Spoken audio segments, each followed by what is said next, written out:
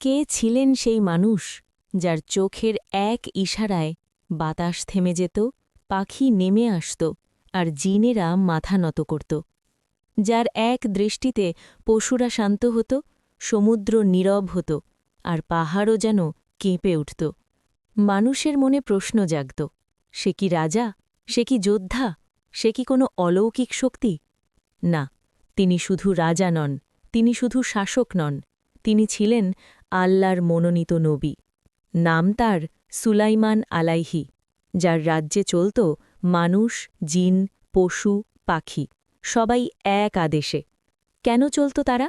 কারণ তার হাতে ছিল তরবারি নয়, ছিল আল্লাহর নূর। তার কণ্ঠে ছিল শাসন নয়, ছিল হিকমত, ঐশী জ্ঞান। আর সেই রাজ্যে ছিল এক অদ্ভুত পাখি, যাকে কেউ পুরোপুরি জানত না, যাকে কেউ পুরোপুরি ধরতে পারত না, যে উড়ত সেখানে যেখানে মানুষ যেতে পারে না, যেখানে জিনও পৌঁছতে ভয় পায়। সে আকাশের চোখ, সে মরুভূমির গুপ্তচর, সে সত্যের দূত। নাম তার হুদহুদ।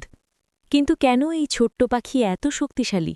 কেন তার অনুপস্থিতিতে পুরো দরবার নড়ে ওঠে? কি এমন জানি সে, যা কেউ জানে না? হঠাৎ একদিন হুদহুদ ফিরে এলো, ধুলোয় ভরা শরীর নিয়ে, চোখে আতঙ্ক, ডানায় ক্লান্তি আর মুখে এমন এক খবর যা পুরো পৃথিবীকে বদলে দিতে পারে।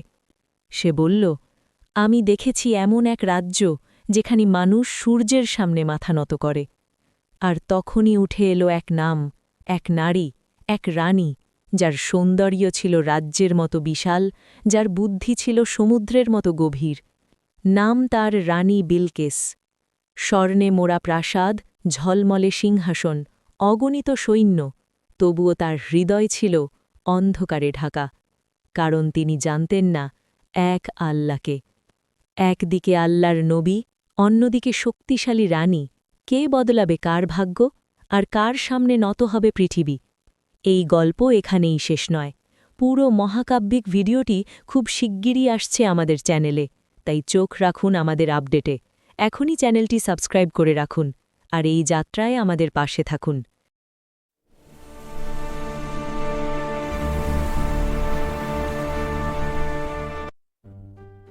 ভিডিওটি ভালো লাগলে লাইক, সাবস্ক্রাইব, বেল আইকনটি অন করে আমাদের পাশে থাকুন। পুরো ভিডিওটি দেখার জন্য ধন্যবাদ।